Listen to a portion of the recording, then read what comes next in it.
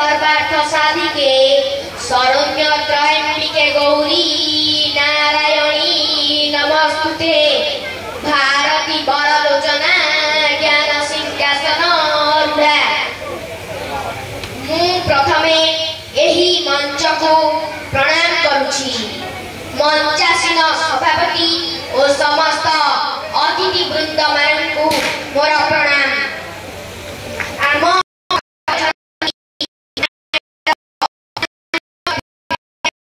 जनप्रिय विधायक श्रीजुक्त शारदा प्रसाद प्रधान सार को मोर प्रणाम। जहाँ पाई आजी मु एही मंच रे किछि कहिबा पाई सुजोग पाइछि। विज्ञ विचारक मंडली उपस्थित पाणी साहित्य प्रेमी सुधी समाज आजिर गणकवि वैष्णव वाणी जयंती पालन में उपस्थित थिबा समस्त गुरुजन मानकु मोर यथा विधि मान्य ओ लघुजन मानकु मोर सुकल्याण। आजिर शुभ अवसर रे गणकवि वैष्णव वाणी जयंती महांगार गणपर्व और गर्भ मध्य गणकवि वैष्णव वाणी ओडिया गीतनाट्य जगतर मौलमणि थिले। से थिले सारस्वत साधक साहित्यिक मध्य थिले।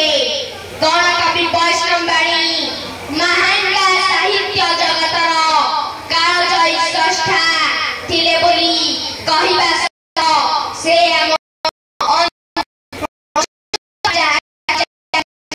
से समस्त हृदय रे सदा सदस्य सर्वदा बंची रहिबे बोली आमे भाबुछु।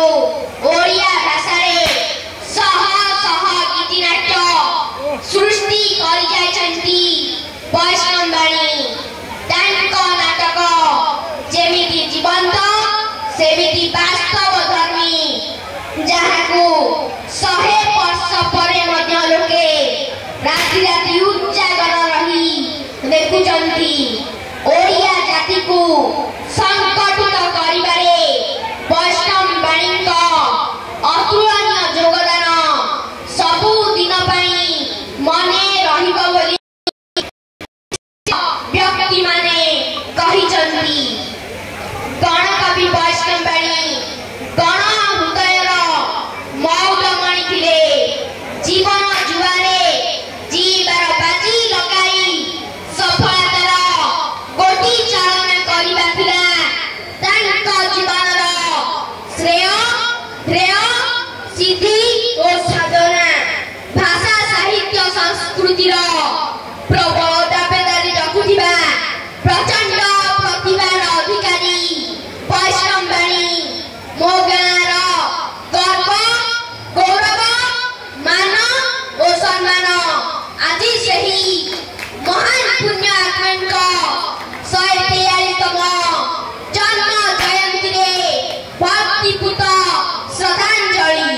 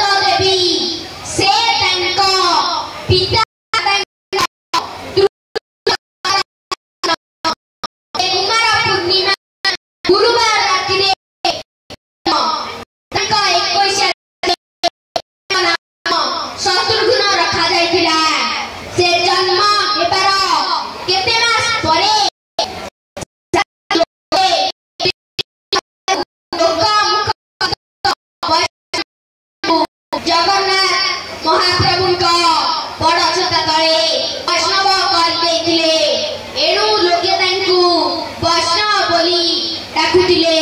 एहा परे कोठबदा मठाधीश महंत तपनिधि रघुनाथपुरी गोस्वामी तांकर इष्ट देव श्री श्री रघुनाथ जी ठाकुरଙ୍କ ପାଇଁ फूल तोड़ा और फूल गुंथा कार्य नियुक्त थिले। एहा परे तांको गृह निकटस्थ उक्त महतଙ୍କ द्वारा प्रतिष्ठित कोठबदा माइनर स्कूल रे पूर्वरु थिबा पाचकटीर मृत्यु घटिबारु तांकु पाचक भाबरे नियुक्त कले। सेतेबेले तांको मासिक वेतन 2.5 टंका और हॉस्टल पिला संख्या 27 तांकु 2 बेला रोषेई करी खाइबाकु देउथिले। मु एतिकी कही मो वक्तव्य शेष करूची।